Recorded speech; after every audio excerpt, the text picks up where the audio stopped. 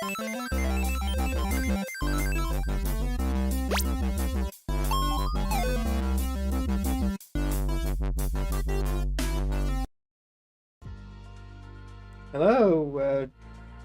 doing a quick half an hour flight sim. Well, let's get straight to it, I guess.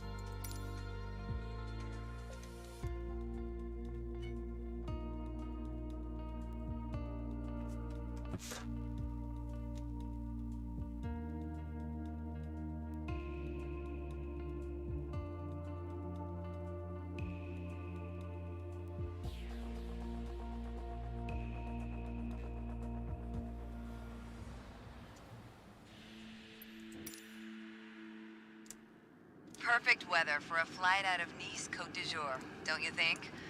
We're on runway 22 left, and we're cleared for takeoff. Taking off in an A320 obviously requires more speed and a longer runway than a single-engine prop plane. But luckily, we have some extra tools at our disposal to make the job a little easier once we're airborne.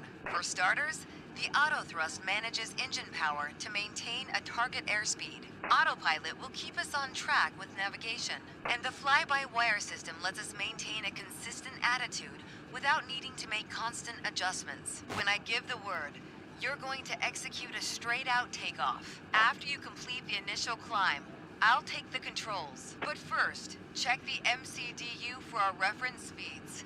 I already typed in today's numbers.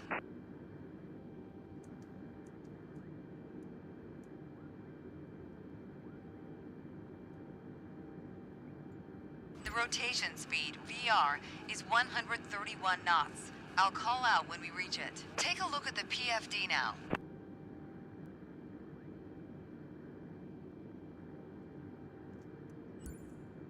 Then, once we hit VR, you just need to begin a gentle rotation by pulling back on the side stick.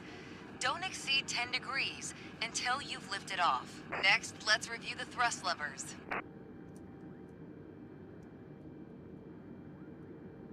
We need to be aware of 3 different detents. Use the climb detent labeled CL on your throttle to automatically manage the thrust for the remainder of the flight. Toga to take off at full power on short runways or when performing a go-around. And for today, FLX MCT for a reduced thrust takeoff. We reduce thrust at takeoff to preserve our engine life and save fuel. Now let's monitor the engine parameters. As you can see on the engine warning and system display, I applied the parking brakes earlier. Can I see that? Oh yeah. Okay, we're ready to go. Apply half forward side stick. Then move both thrust levers gently forward to 50% N1.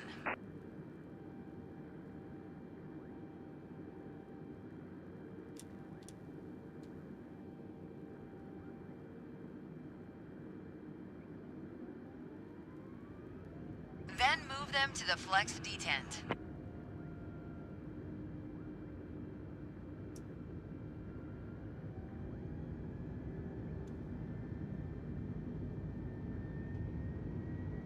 Okay, now the auto thrust is armed.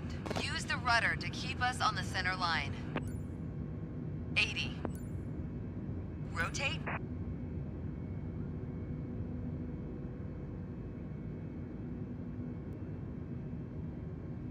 Positive climb, gear up. Engage autopilot.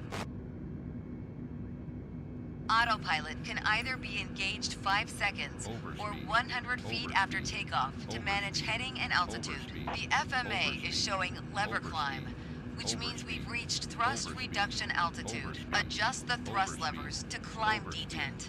Overspeed, overspeed, overspeed, overspeed, overspeed, overspeed, overspeed. Now we're in the climb detent. Auto thrust is active and will manage airspeed by adjusting the power. At S speed, retract flaps to 0. Disarm ground spoilers.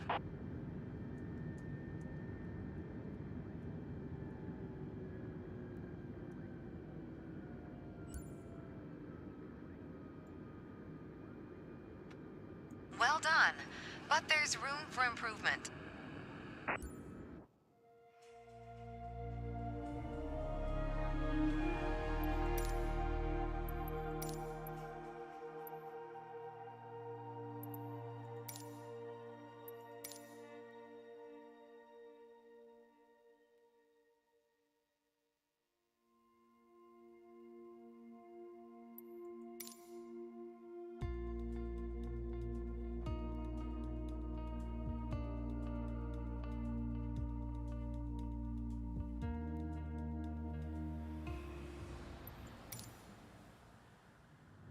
We're on course for a visual landing approach into Nice Côte d'Azur.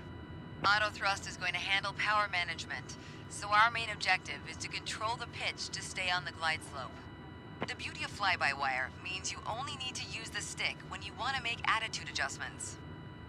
Alright, as long as auto thrust is on, the speed will be automatically managed. Throttles should stay in the climb detent. Just focus on the trajectory. Remember, fly-by-wire doesn't need a lot of corrective input. Just keep making small adjustments to pitch and roll as necessary. See the screw on the dash above the PFD? Use that as a guideline to keep us centered on the runway. For a visual approach, we have the track FPA mode activated. This will display the green velocity vector on your attitude indicator. Place it 3 degrees below the horizon to follow a 3-degree glide slope.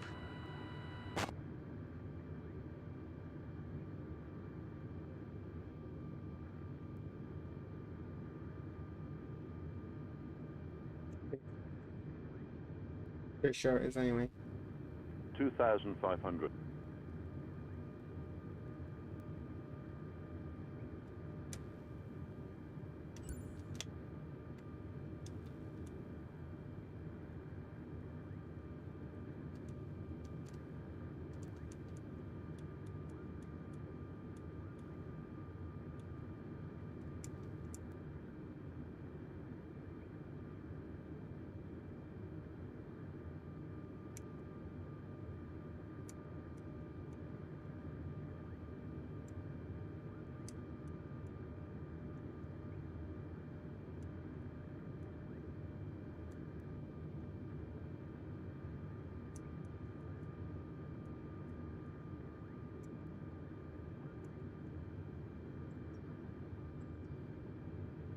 No, I'm not following the glide slope. Look to the right of the runway at the 4 colored lights called PAPI.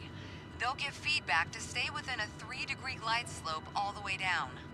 If the PAPI shows 2 white lights and 2 reds, then we're on target. 4 white lights means we're too high. 4 red means we're too low. At 20 feet, pull back on the stick to kiss the runway, but be careful to avoid a tail strike.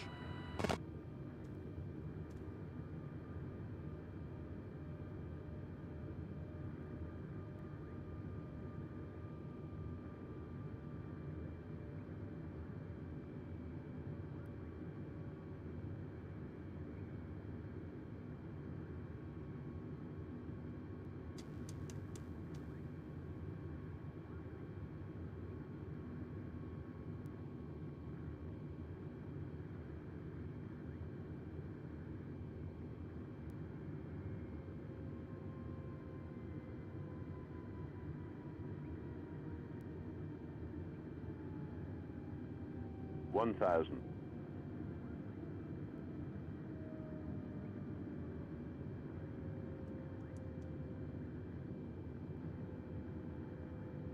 500. 400. 300. 200. 100. 60, 50, 40, 30, 20. Retire. Damn it.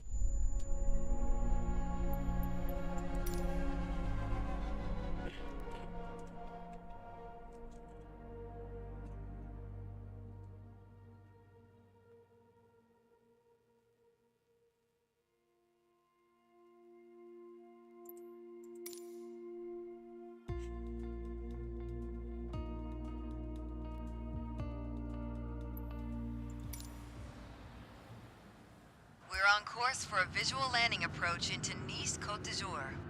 Auto thrust is going to handle power management, so our main objective is to control the pitch to stay on the glide slope. The beauty of fly-by-wire means you only need to use the stick when you want to make attitude adjustments. Alright, as long as auto thrust is on, the speed will be automatically managed. Throttles should stay in the climb detent. Just focus on the trajectory. Remember, fly-by-wire doesn't need a lot of corrective input. Just keep making small adjustments to pitch and roll as necessary. See the screw on the dash above the PFD? Use that as a guideline to keep us centered on the runway. For visual approach, we have the track FPA mode activated. This will display the green velocity vector on your attitude indicator. Place it 3 degrees below the horizon to follow a 3-degree glide slope.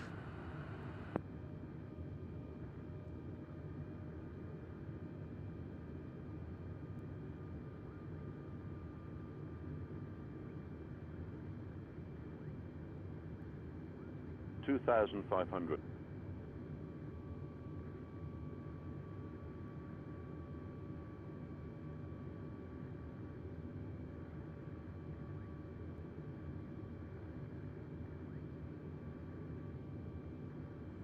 So that's my opener.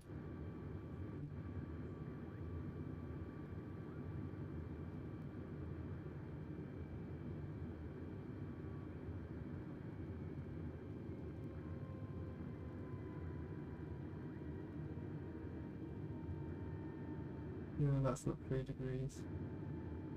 'Cause that's the thing there. It must be like here.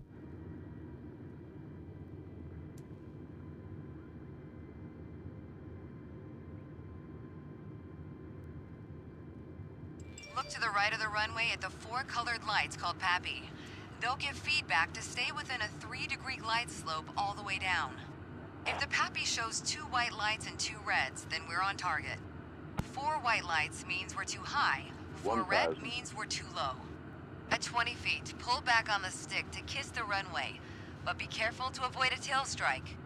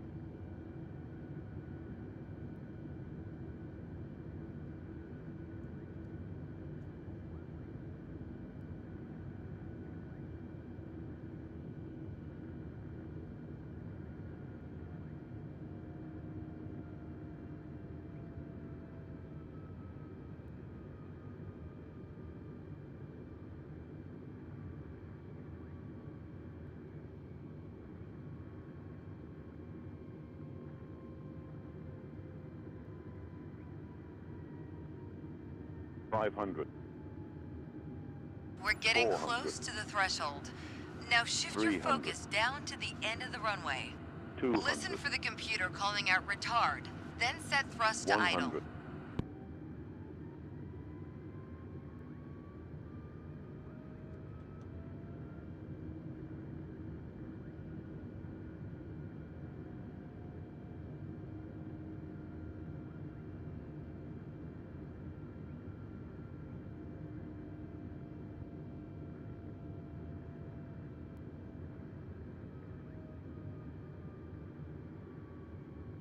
$60, $50, $40, $30, Time to $20. flare? Retard.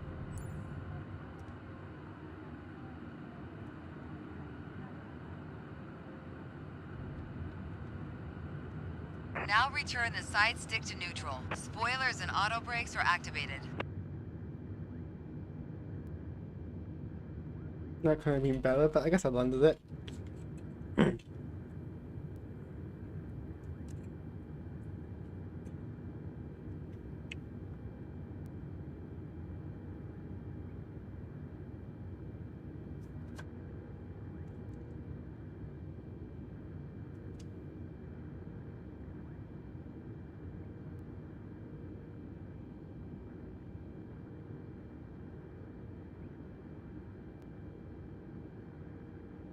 Uh-oh.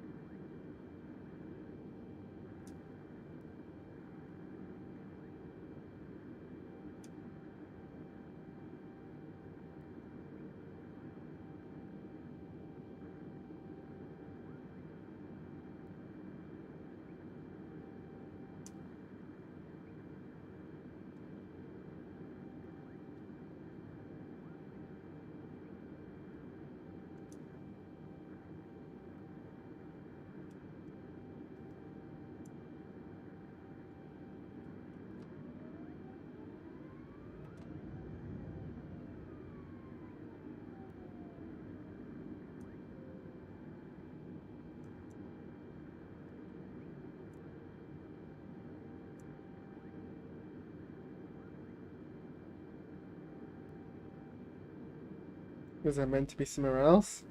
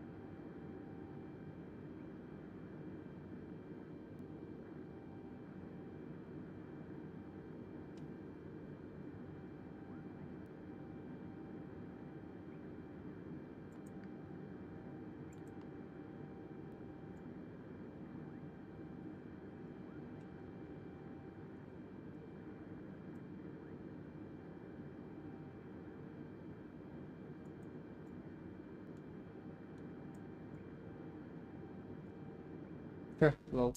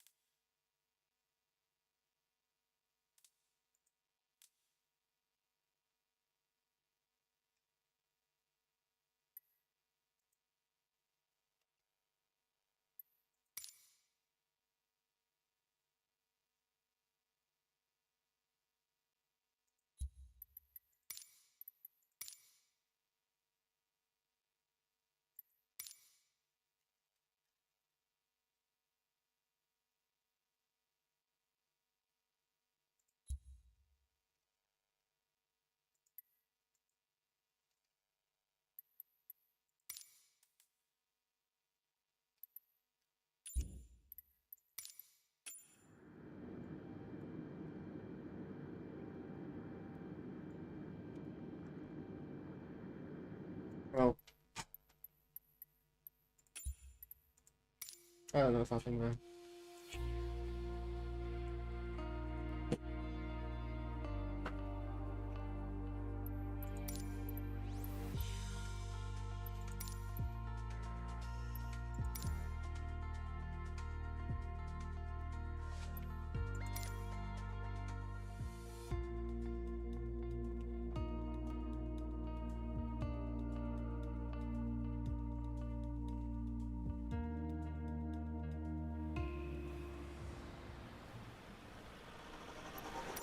Now it's time for something more wild and challenging than just a run-of-the-mill takeoff. Not all runways are long, flat, and clear of debris. Let's try taking to the sky from a more rugged surface. Keep holding the brakes. It's a little more difficult to keep straight during the takeoff roll on a loose surface such as gravel, as you lose some steering control. With the brakes applied, go ahead and increase power to full throttle. This runway is shorter than what... Excellent. The engine instruments are all in the green. Now release the brakes, and we'll get going. Rotate at 45 knots.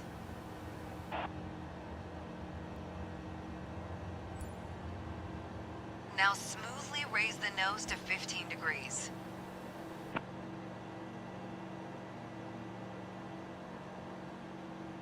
Now that we're safely off the ground, go ahead and retract the landing gear. Maintain a 15 degrees nose-up attitude to hold a climbing airspeed of 60 knots.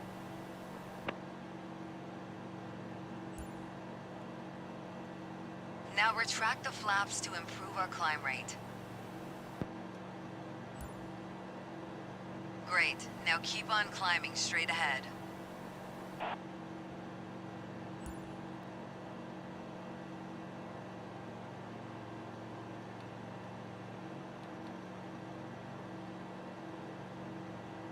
Pretty good.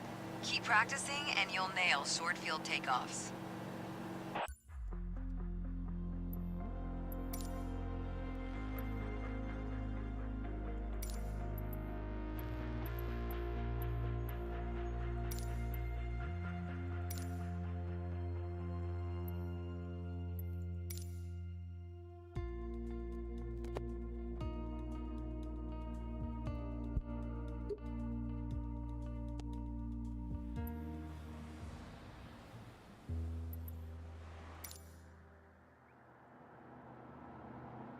Now that you've taken off from a gravel runway, let's try landing on one.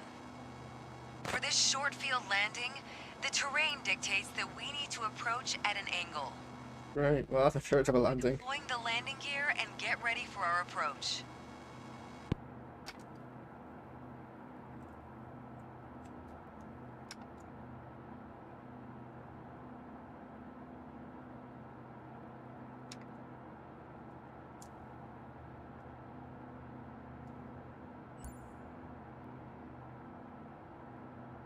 Short runways require an early touchdown and full flaps to minimize our rollout so we don't run out of runway. Next, fully extend the flaps.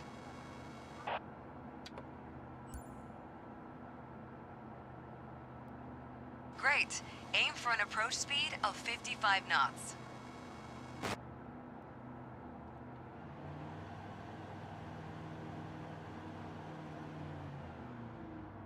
Mountain? Mountain? Uh-oh.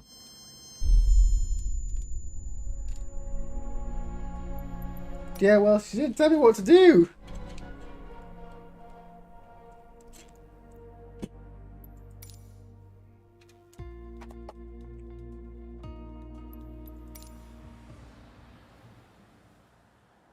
Now that you've taken off from a gravel runway, let's try landing on one. For this short field landing, the terrain dictates that we need to approach at an angle. Start by deploying the landing gear and get ready for our approach. Short runways require an early touchdown and full flaps to minimize our rollout so we don't run out of runway. Next, fully extend the flaps. Go ahead and set the flaps to 30 degrees. Great. Aim for an approach speed of 55 knots.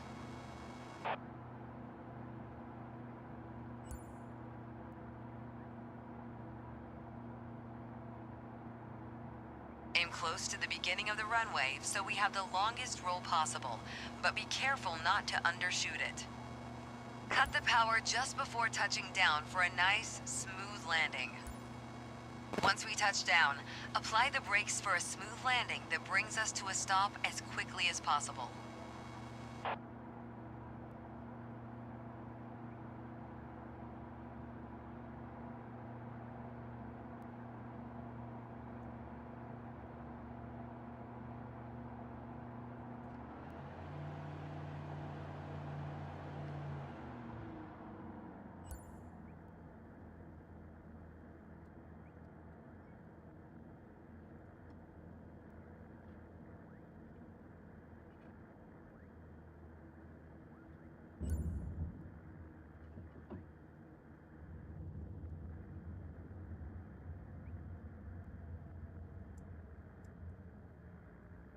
You nailed the landing.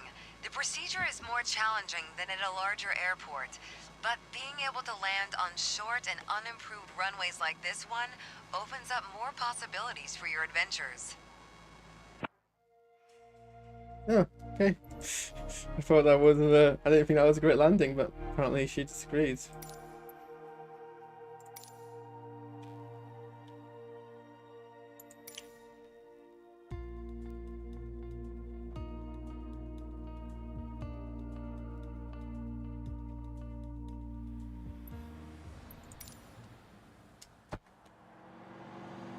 Mountain flying has its own set of hazards and requires its own set of specialized skills.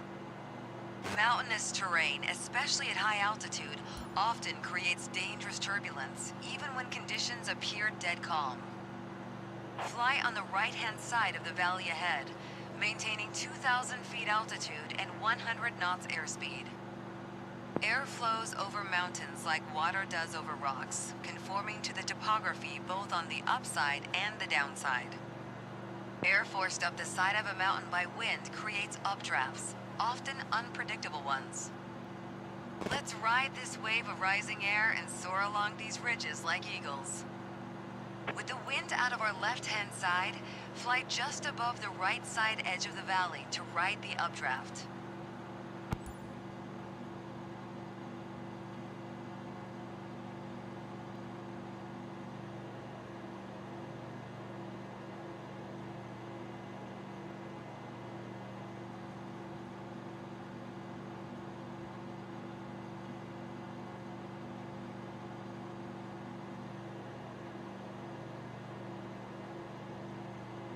Now that we're flying alongside the valley wall, you'll start to feel the aircraft want to gain altitude. Maintaining altitude needs a slightly lower pitch attitude than usual. We're now ridge soaring like an eagle. Turbulence often comes with updrafts, so prepare for the going to get a little rough. Try to stay in the rising air to get a good feel for it.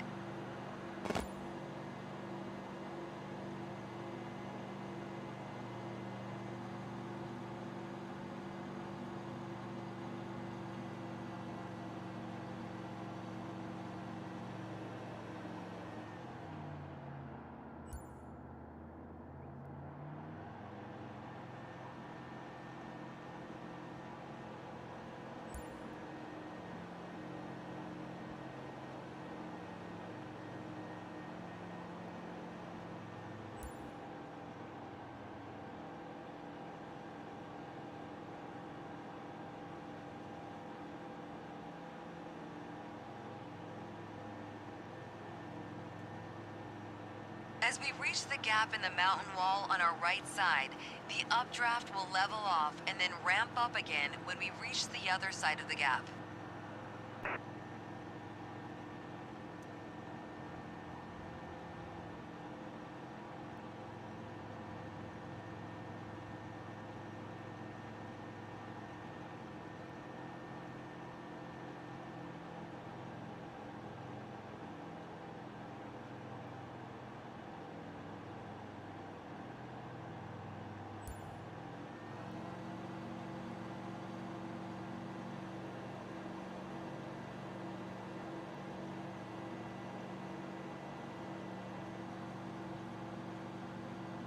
think a bit more practice may be a good idea. The best.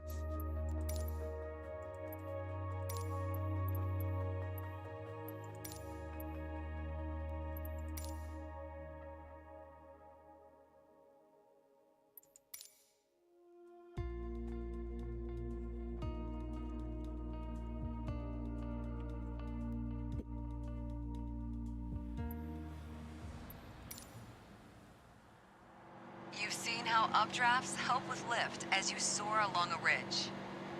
Aim for 2,000 feet, this time keeping over to the left side of the valley, putting us on the downwind side of the mountains. The opposite of an updraft is a downdraft, where air spills over a mountain or ridge and descends down this backside slope. Keep over to the left side and you'll feel how you need to fight to maintain altitude.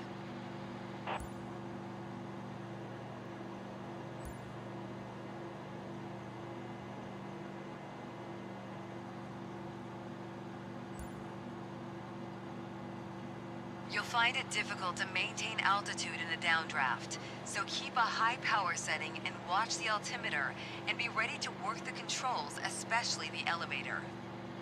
If it gets too much, make a gentle turn to the right towards the middle of the valley. This will take you out of the downdraft.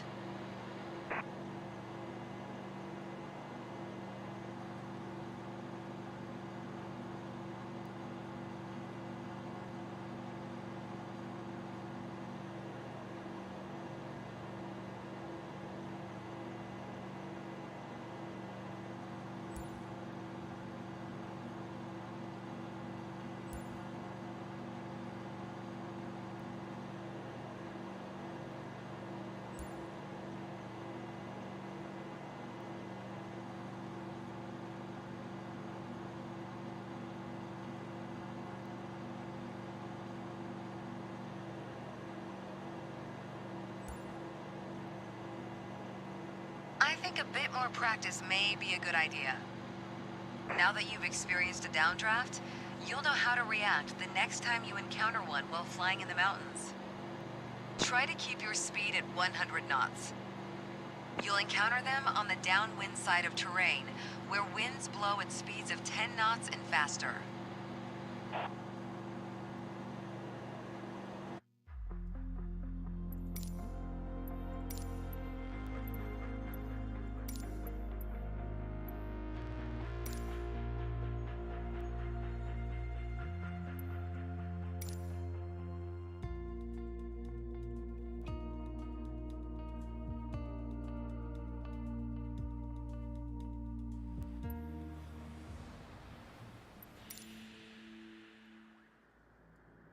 The Icon A5 isn't limited to hard surfaces.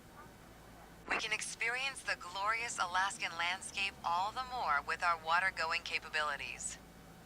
To get started, let's look at a basic water takeoff.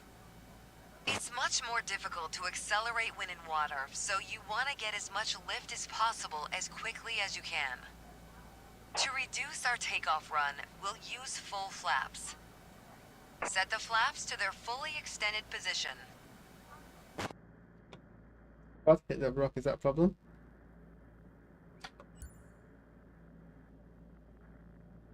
Alright, we have the water rudder retracted and the gear is up. Now give it full throttle to get us moving. Use the rudder to aim for the gap between the island up ahead and the shoreline. Aim between the island and the shore. Where are you going? Aim between the island and the shore.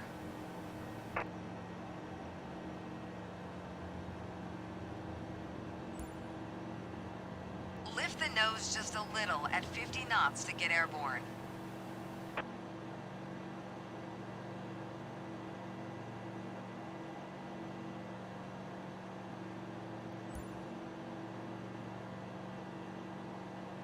That's it. Now reduce the flaps to 15 degrees.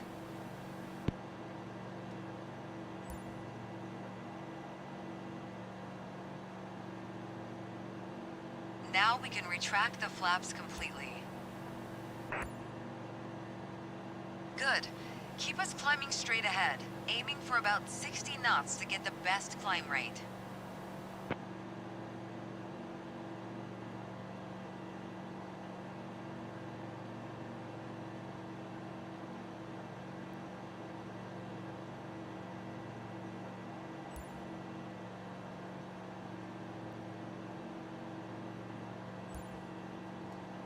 I think a bit more practice may be a good idea.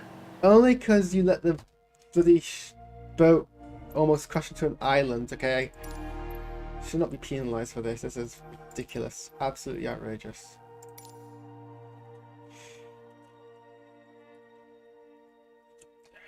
Outrageous behaviour.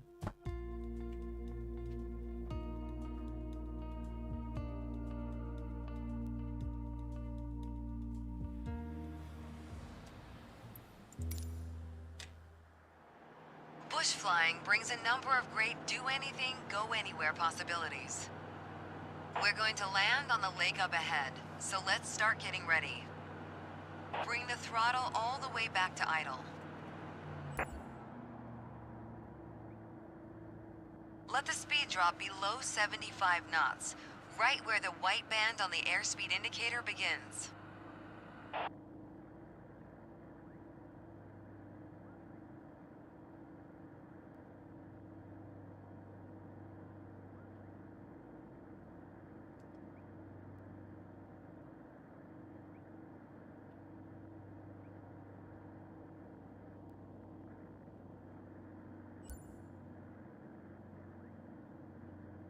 Great. Now extend the first stage of flaps. Flaps 15 degrees. Keep the speed below 75 knots. Now fully extend the flaps to 30 degrees.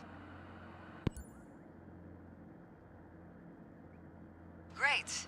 Now keep the power low and aim for 50 to 60 knots. Already ahead of you. Movement of the water is helpful, as super calm conditions make it harder to judge our height. Now we simply come in a lot like a runway landing, keeping our speed nice and low and touching down with minimum descent rate. Aim for a nice smooth touchdown in the center of the lake.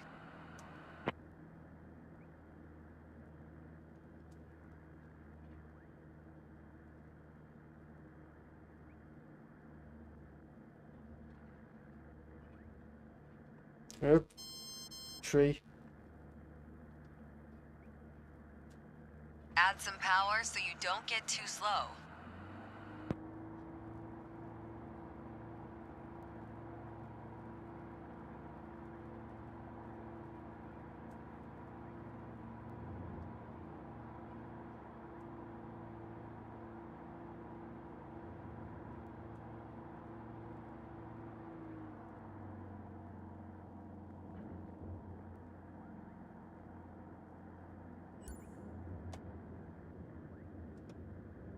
Once on the water, the aircraft will slow hydrodynamically.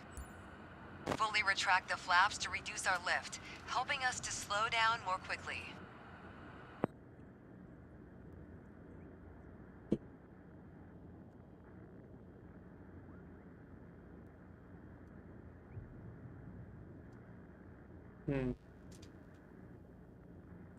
Still going pretty fast. Fantastic. Water landings open up a ton of new possibilities. Next, we'll put all that you've learned to the test with the bush flying challenge.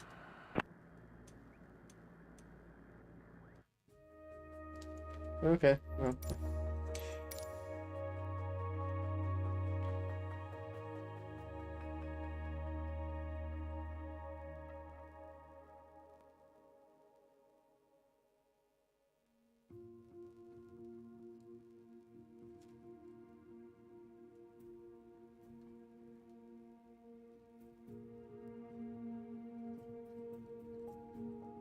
Oh, it's crashed. Well, I guess that's good timing. So I gotta go get ready for my train.